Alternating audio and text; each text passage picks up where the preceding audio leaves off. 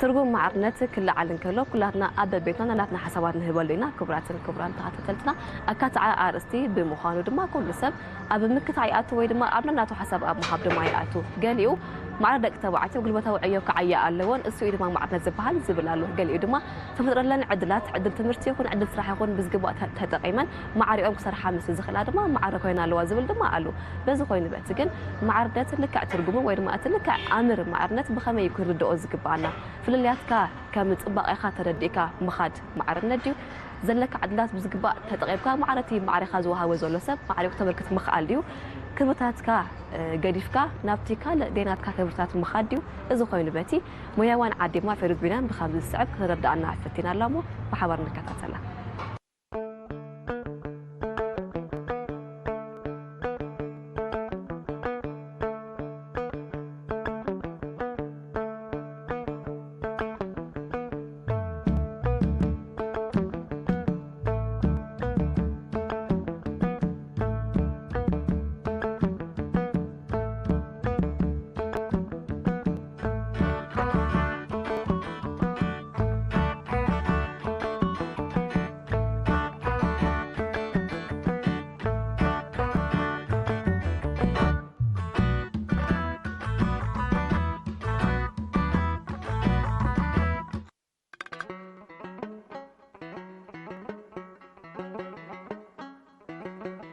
فدوبا إرترا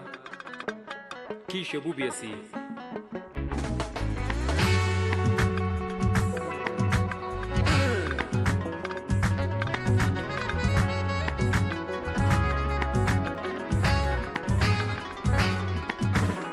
عاركو كوباي نايكاش باركا صحدي لد امبا صويرا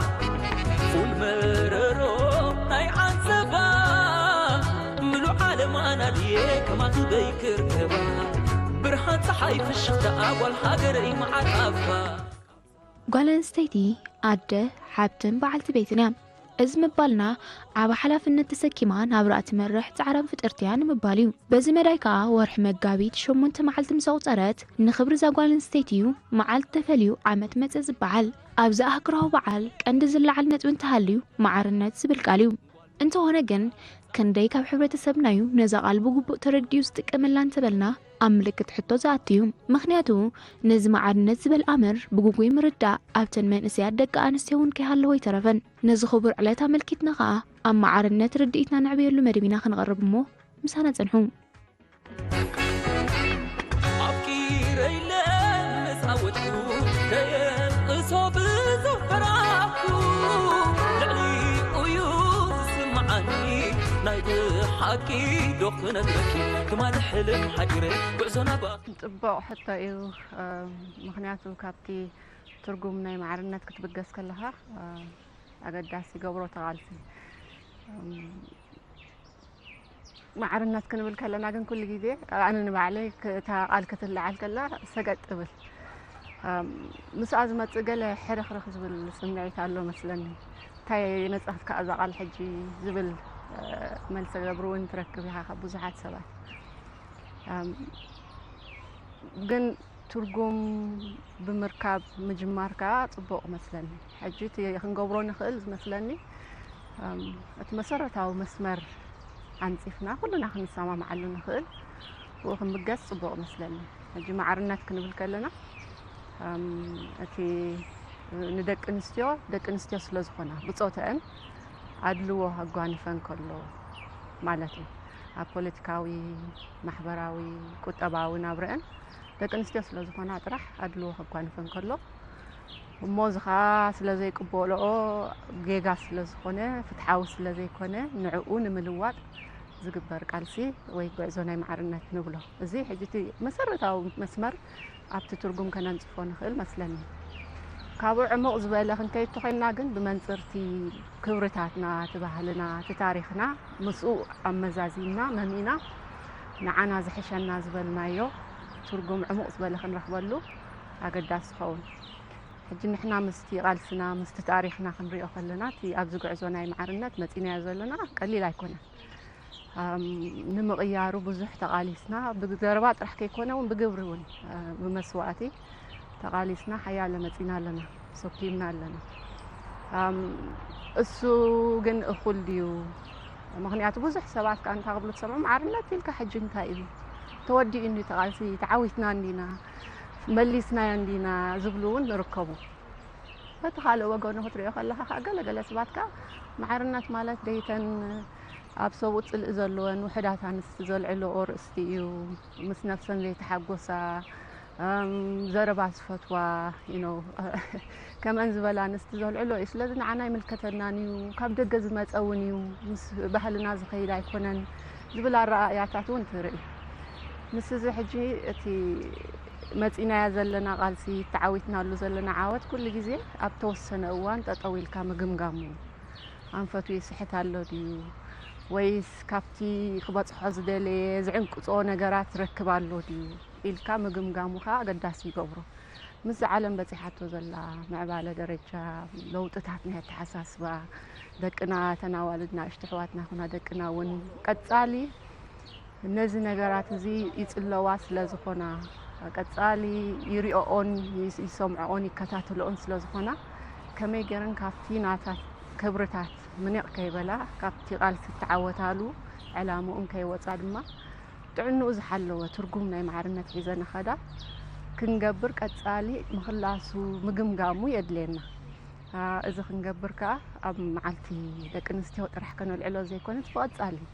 ምስ ደቅና ይህን ክንበሃሃሉ ኣብ ትምህርቱ ኣትዩ እውን ቀጻሊ ርእስቲ ክኸውን ኣገዳሲ ይኸውን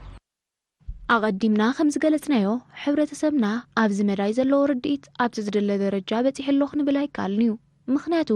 ነቲ ዝነበረ ልምዲ ከስርጡ ዝፍትኑ ኣባላት ሕብረተሰብ ስለዘይሰኣን እዩ በዚ መዳይ እውን ማዕርነት ዝብል ብግቡእ ተረዲካ ንሕብረተሰብካን መንእሰያት ደቂ ኣንስትዮን ኣብ ሓደ መስመር ክተምፅእ ኣገዳሲ እዩ ኣረዳዳ ሕብረተሰብና ኣብ ማዕርነት ብዝተፈላለየ ምክንያታት ማለት ብባህሊ ክኸውን ይኽእል ብእምነት ክኸውን ይኽእል ቁጠባዊ ፅልዋ እውን ክኸውን ይኽእል ኩሉ ግዜ ደቂ ኣንስትዮ ትሕቲ ደቂ ተባዕትዮ ምዃነን ድርዳእ ሕብረተሰብ እዩ ነርና እዚ ግን ድሕሪ ብረታዊ ቃልሲ እተን ኣዴታትና ብዘረጋገፅኦ ማለት እዩ ብቃልሰን ማዕርነት ከም ዘሎ ኣብሒሰን እዩ እዚ ክንብል ከለና ግን ሓደ ግዜ ጉጉይ ዝኾነ ርድኢት የለን ማለትና ኣይኮነን ሕጂ ኩሉ ግዜ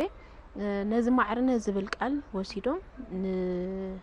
ብጉጉይ ርድኢት ማለት እዩ ንምውድዳር ዝወስድዎ እውን ኣለዉ ከምዚ ደቂ ኣንስትዮ ምስ ማዕረ ኢኽን ክትብላ ከለኽን ከምዚ ማለት ክን ኢለን ብምውድዳር ገይሮም ሓደ ዘይቁኑዕ ዝኾነ ርድኢት ዘለዎ ሰብካ ብዙሕ እዩ ዘሎ ማለት ስለዚ እቲ ኣዴታት ብቃልሰን እንደረጋገፅኦ ማዕርነት ቀጻሊ እንዳውሓስናዮ ክንከይድ ኣለና እቲ ርድኢት ድማ ናይ ሕብረተሰብካ እንዳተመሓየሸ ክኸይድ ኣለዎ ብል ደቂ ኣንስትዮ ሃገርና ካብ ግዜ ገድሊ ጀሚረን ማዕረ ደቂ ተባዕትዮ ክነጥፋን ንናጽነት እውን ክጋደላን ተዓዚብና ኢና እንተኾነ ግን ኣብ ገለ ሰባት እቲ ማዕርነት ኣብቲ እዋን ጥራይ ዝነበረ ስለ ዝመስሎም ርድኢቶም ከጉድሉ ንምልከት ንምዃኑ ግን ማዕርነት ኣብ ምንታይ እዩ ዘድሊ ማዕርነት ኣበይ እዩ ዘድሊ እንድሕር ንብል ኮይና በቲ ሓደ ወገኑ ማዕርነት ዘየድልየሉ እዋን እውን ኣሎ ዲና ንብል ዘለና እንድሕር ናይ ኣድልዎ ሕቶ ኢልና ካብ መጀመርቱ ብሰንኪ ፆታ ጓል ኣንስተይቲ እዚ ነገር ወይ እቲ ነገር ክትገብር ኣይትኽእልን እያ ንብል እንድሕር ኣለና ኣብ ገለገለ ከዓ ከምኡ ክትበሃል ኣለዋ ዲና ኣድልዎ ዲና ንቕበሎ ዘለና ማዕርነት ክንብል ከለና ሕቶ ናይ ምርጫ ኮይኑ ስማዕኒ ወዲ ሰብ ብሓፈሻ ንሂወቱ ክመርፀላ ከሎ መገዲ ሂወቱ ክመርፅ ክኽእል እዚ መሰል እዚ ክህልዎ ከምኡ ከዓ እታ ጓል ኣንስተይቲ ሂወታ ክትመርፅ ክትክእል ትመሰል ትክህልዋ ትዕድል ትክህልዋ ኢና ንብል ዘለና ንኣብነት ሓንቲ ጓል ኣንስተይቲ ኣነ ክመሃረ ተማሂረ ዝለዓለ ደረጃ ክበፅሐ ከምኡ ከዓ ነፍሰይ ኮይነስ ንሕብረተሰበይ ክኸውን እንድሕር ኢላ ኖ ኣይፋልክን ጓል ኣንስተይቲ ስለ ዝኾንካ ኣይትኾንን ኢኻ ክትብላ ከለኻ እዚ እቲ ኢሹ ንብሎ ዘለና ናይ ማዕርነት እቶም ደቅና ምርጫ ምስ ናቱ ውፅኢትን ሳዕቤንን ከም ዝመፅእ ናይ ውፅኢቱን ናይ ሳዕቤኑን ተሰከምቲ ሓላፍነት ድማ በዓላቶም ምዃኖም ዳይና ክንዕብዮም ዘለና እምበር እዚ ክትመርፅ ኣለካ እቲ ክትመርፅ ኣለካ ክንብሎም ኣይግባእን ስለዚ እቲ ማዕርነት ኣብ ኩሉ እዩ ዘድሊ ኣብ ሙሉእ ሂወትና መዓልታዊ መነባብሮና ኣብ ንወስዶም ምርጫታትን ንውስኖም ውሳኔታትን ኣገዳሲ እዩ ሕጂ ማዕርነት ከምታ መጀመርታ ዝገለጽክዋ ማዕረ ዕድላትን ጸጋታትን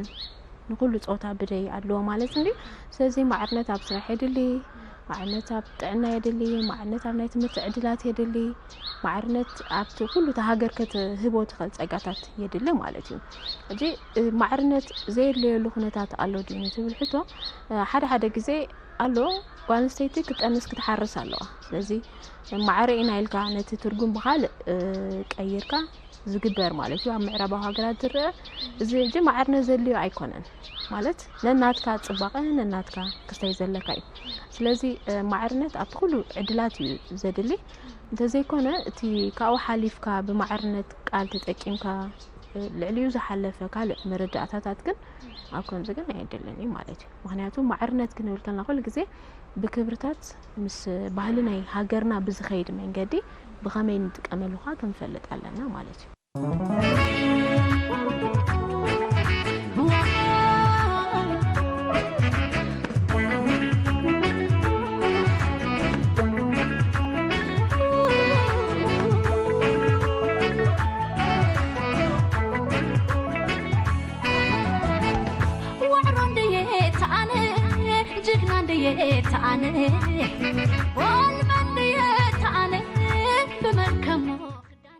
ማዕርነት ንብል ካብ ሃለና ነዚ ዝተባህለ ዘረጋግጽ ነገር ኣገዳሲዩ እዚ ማለት ሓንቲ ጓል ኣንስተይቲ ማዕርነት ተኸተለ ናብራ ትነብር ኣላ እንተኢልና በናይ መንገዲ ከምዚ ንብል ኣለና ዝብል ሕቶ ቀፂሉ ዝስዕብ እዩ እቲ ተሓሳስባና ይቕየር ዘለዎ ሓደ ብግብሪ ብስራሕ ይኸውን ዘለዎ ብቐጻሊ ጎስጓስ ብቐጻሊ ንቕሓት ብቐጻሊ ትምህርቲ እትረኣያና ግን ክቕየር ዘለዎ ኮይኑ ስማዕኒ ወላ ሕጂ ኣብ ክንዲ ብጾታ ንኣብነት ኣብ ስራሕ መጽኻ ንሓደ ስራሕ ብዓይኒ ጾታ ትሪኦ ብዓይኒ ብቕዓትን ዓይኒ ዝምባሌን ክትሪኦ ከለኻ ኣገዳሲ ይገብሮ ሕጂ በቲ ዓባብያ ደቅና ዝምባሌኦም ብኣግኡ ከለልዩ ክንገብሮም ከለና ብዘይገድስ ጓል ይወዲ እቲ ዝምባሌኡ ኸ ክጽዒረሉ ክሰርሓሉ ጽዒሩ ስሒሩ ደኺሙኻ ኣብ ዓወት ክበጽሓሉ ከም ዝኽእል ክንገብር እዚ ክንገብሮ ኣገዳሲ ይመስለኒ ምክንያቱ እዚኣ እንድሕር ጌርና ብዙሕ ነገር እያ ትልውጠልና እቲ ናይ ብቕዓት ነገር ብዙሕ ዘካትዓና ይመስለኒ ብግብሩ እንተመስከረ ኦልሬዲ ስለ ዝኾነ ጓል ኣንስተይቲ ዘይኣትወቶ ዓይነት ስራሕ እንታይ ኣሎ ዘይገበረቶ እንታይ ኣሎ ኣብ ታሪክና ካልእ ኣይንርሕቕ ኣብቲ ናትና ታሪክ እንድሕር ሪኢኻ ዘይበፅሓቶ ዘይተንክፈቶ እሞ ዘይተዓወተትሉ ግን እቲ ኣተሓሳስባ ዩዥዋሊ ኣብታ ጓል ኣንስተይቲ ጥራሕ ክልወጥ ኢና ንጽበያ ጓል ኣንስተይቲ ትኽእል ኢኺ ክትወፅእ ትኽእል ኢኺ ንብላ ኣብቲ ወዲ ግን ገና ኣብቲ ወዲ ተባዕቲ ኣይሰራሕና እሱ ኣብ ዘለዎ ኮፍ ኢሉ ዘሎ ኮይኑ ስማዓኒ ንሳ ጥራሕ ትድኻም እቲ ጻዕሪ ወላ ለውጥን እያ ኣተሓሳስባ ክትገብር ንጽበያ ስለዚ ንኽልቲኦም ደቅና ብማዕረ ትምህርቲ ንቕርበሎም ፋይን ተማሃሩ ኪዱ ውፁ ስርሑ ንብሎም ክልቲኦም ትምህርቲ ወፊሮም መፅኦም ወዶም ጓሎም ካብ ትምህርቲ እቱ ምስ በሉ ወይ ካብ ስራሕ እቱ ምስ በሉ ነታ ጓል ንዓኻ የእተወ ክሽነ እሞ መግቢ ቀራርብ ንብላ ንዕኡ ከዓ ድሓን ፅናሕ ክሳብ ትቕርበልካ ንሳ ዕዮ ገዛኻ ዲኻ ክትገብር ዋላ ተዛነ ዕርፍ ንብሎ ሕጂ ነታ ጓል ኣንስተይቲ ካብ ክሽነ ክነውፅኣ ከለና ነቲ ወዲ ተባዕታይ ናብ ክሽነ ክኣቱ ግን ኣይገበርናዮ ክሽነ ሊትራሊ ዘይኮነ ኣብቲ ቃል በቃሉ ወላ ዘይኮነስ እቲ ንዕኡ ክሽነ ዝውክሎ ዘሎ ነገራት ኢና ንብል ዘለና ጅቲ ኣተሓሳስባ ኣብቲ ወዲ ተባዕታይ ክስራሓሉ ክእል ኣሎ እሳ እንድሕር ወፅያ ማዕሪኡ ክትመሃር ክትፅዕር ንሓስብ ኣለና ንሱ ከዓ ኢዱ ወስከብል ኣለዎ ኣብቲ ስራሕ ገዛ ድዩ ኣብቲ ካልእ ነታ ጓል ኣንስተይቲ ጥራሕ ኢልና ንሓስቦ ዓይነት ስራሕ ምክንያቱ ናይ ጓል ኣንስተይቲ ጥራሕ ኣይኮነን ናይ ኩሉ ክሰርሖ ዝኽእል እዩ ስለዚ ተሓሳስባ ኣብ ወዲ ተባዕታይ ዘሎ ኣብቲ ተዓባብያ ደቅና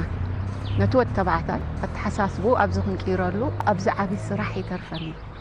እዚ ዘንጋዕና ኮይኑ ይስማዓኒ ስለዚ ነታ ጓል ውፅእ ካብ ክሽነ ትውፃእ ፅቡቕ ወፅያ እውን ኣድሚዓ ሰሪሓ ኣብዚ ብፃሕ በፂሓ ንዕኻ ንዓበል እተወስኻ ከዓ ክልቲኻ ተሓጋጊዝካ ተኣላሊኻ ይህን ኢልካ ብሓልዮት ብፍቕሪ ብምትሕግጋዝ ትገብሮ ነገር እዩ ክልቲኻ ማዕረ ኣብቲ ዝብፃሕ ትበፅሕ ስለዚ ተቐንዲ ስራሕ ፅበየና ኣብቲ ወዲ ተባዕታይ ኮይኑ ይስማዓኒ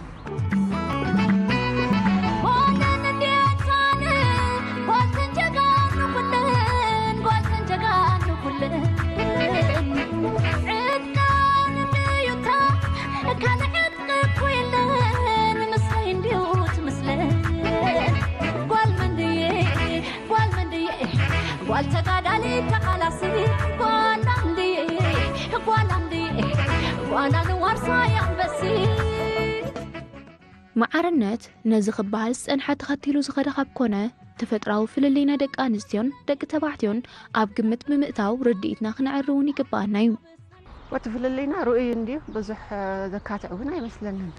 انا خقبرو زخل نسو زي قبرو اللو سو قبرو انا زي قبرو قالو انا خولد كنت انس خل سو خقبرو يكلني زي بتفطرو استعدلنا نغير انا خم ناي وتبعتاي قلبت حيل خدونا يكلني السوق نايكون انت معرنت نبلو حجه تقوقو يا الرداد عندي بزمت تاغوالن ستيتي قوقو يا الرداد معرنت يلو امو معرنت مالت نتي أنستنت ناتا سبيتنت قديفكا سبعي مخان وي سبعي ممثال وي سبعي زقبورو تقبر مفتان غيرات وسطس لازم ملؤ بملؤ سبيت مخان تسألو أي تقبلون تقطفو تدلي أبزي تقام متزالو جتي معرنت كبهال كله كابتي من مخان كمقبال كمتزق كله زيادات عنها اللو تاغوال نستيتي غزا رئسا سبيت مخانا تنبيلا خطبقس كلا فتيا تقبيلا خطبقس كلا تناتا فلليكا تردئا زنبالي نبلالنا دليت نبلالنا زنبالي انا ابزي نزخد معلو يخئلي الى مسوشتا تزاراري با ندحر كتسرح كيلا اتي اد مخان سبيت مخان مسو زمت أنستنت فيمينيتي نبلو الصون حما يكون صبغي مسادة مخان زمت سمعيتاتون هالو الصون كتحقفون كتقبلون كتسنبلون يزالو ومخنياتو زتصاوتو ترى بهيوت عدلو نزل تقبيلا جنكا أبزيا خشينا طرح ويا أبزيا عينت سرح طرح كحد صار كايد العليو خبر كتغلي اندحري لا وينات زي فتقرلاتي بدلن اتي بوتان تمرجان الصينا نمزلنا ስለዚህ ክንብገስ ከለና ነቲ ፍልልናትና ጸምቢልና ተቀቢልና ግንጋ በቲ ዘለና ብልጫታት ተፈጥሮ ዘሃበትና ብልጫታት እንታይ ከነድምናዕ ንኽእል እቲ ቦታ ንብገሰሉ ናይ ውድድር ቦታ ዘይኮነ ናይ ጽልእ ቦታ ዘይኮነ ናይ ሕርቃን ቦታ ዘይኮነ ናይ ሕነ ምፍዳይ ቦታ ዘይኮነ ወይ ናይ ምርግጋጽ ኣነ እኳ ክእል ኣነ ከባኻዶ ሓምቕ ዘይኮነ ናይ ፍቕሪ ናይ ምትሕልላይ ናይ ምርድዳእ ፍልልያትካ ናይ ምጽምባልን ምቕባልን ናይ ይህን ምሂን ምባል እቲ ቦታ ንብገሰሉ ከምኡ ኸውን ከሎ ዝያዳ ንዓና ጠቒምና ነቲ ሕብረተሰቡን ንጠቅም መስለኒ ሕጂቲ ብገለገለ ራእያ ማዕርነት ናይተን ምስ ነፍሰን ዘይተዓረቓ ሰብኡት ጸልኣ ዝብል ዝመጽእ እውን ካብኡ መስለኒ ነፍስኻ ከይተቐበልካ ከይፈተኻ እንድሕር ትወፅእ ኣለኻ ደፍነት ለኹም ኢኻ ክኸውን ኣድማዕ እውን ኣይከውን ግቡእ መግለፂ ናይ ማዕርነት ከም ዝኽበሃል ዝጸንሐ ካብ ኮነ ሓንቲ ጓል ኣንስተይቲ ብውልቃ ነዚ ሓሳብ ኣብ ምዕባይ ክትፅዕሪ ይግባእ በዚ እውን መጀመርታ ንነብሳ ግቡእ ርድኢት ክትወስድ ቀፂላ እውን ኣብ ሕብረተሰባ ጸላዊት ኮይና ክትርከብ ይግባእ ምክንያቱ ነዚ ርድኢት ዘይተቐበሉ ኣባላት ሕብረተሰብ ስለ ዘይሰኣኑ እዩ ሕጂ ንስድራ ቤት ወይ ንሕብረተሰብ ከመይ ጌርካ ኢኻ ተረድኦ ናይ ማዕርነት እንተዳ ክትብል ኮይንካ ኩሉ ግዜ ኣነ እንተዝኾን ብኸመይ መረዳእኩም ንኣብነት ነቲ ወዲ ምሳኻ ክሽነ ከኣትልዎ ማለት ኮ ይኮነን እንተኽኢልዎ ሓደ ዓቢ ብልጫ እዩ ምክንያቱ ሓፍቱ ኣብ ዘይሃለወትሉ ኣዲኡ ኣብ ዘይሃለወትሉ ካብ ጠሚ ዝውዕል ከይዱ ይሰርሕ እታ ሰበይቲ እንድሕር ምሕራስ ክኢላቶ ዕርፊ ሒዛ እንድሕር ክትሓርስ ክኢላ ولا حنتي بعل بيتا بستفلالي مغنيات مس اب زي لولو ነገር ክሰርሖ ትኽእልያ ወይ እውን ወጽያ እንድሕዳ ኢንካም ትገብር እንተዳ ኮይና بعل بيتا እንድሕር ኣብ ዘይ ሃለወሉ እዋን ኢንካም ጌራ ወይ ሓደ ኣታዊ ጌራ ስድራ ክትዕንግል ትኽእልያ ስለዚ ማዕርነት ንቤት ንሕብረተሰብና ከመይ ነረድኦም ክንብል ከለና ኩሉ ግዜ እቲ ድጻወትዎ ተራ ሓደ ዓይነት ጥቕሚ ከም ዘለዎ ከነረድኦም እዩ ዘለና ኣብ ገዛ ስለ ዝወዓለት ወይ ኣብ ክሽነ ስለ ዝወዓለ ዝወሓደ ተራ ኣለዋ بعل بيتا دغه وصيو سلا دسرح زلعله ترالو مال ديكونس كل غزي اتا حدا ناي تحدا سراح كخلو هلو حدا بلچاي مالتي توساخ يسو تحدا نتحدا كمالا لا يخل وي دما بعلت بيتو كتحرس تخل بزغونه مغنيات ابكابي دي كتبلو تخل سلازي لسناتا سراح يتكولو مالتي بر قدن غان سيت وصا سلا دسرحت معرنت او حساب مالت ايكونن ግን ኮሙ ክንብል ከለና ኻን እቲ ተፈጢርና ዘሎ ማዕረና ይስራሕ ዕድላት أي تمرت عدلات تأكيمنا خاني بستفل عليه من قدي مدباتنا سريعنا خا معرض يوم دك تبعتيو كنا عيلو دين خل مخنيات كأيلا هجي كم ممكن بالكلناس أبتو زلوا كنتات اتصرحوا زلها واقع كم دلوا نتسب بتزردوا عقباب كتردوا مقال مالتي صارت هلن عليك والبدية عليك عدت يا سعد أتحجد مهدنين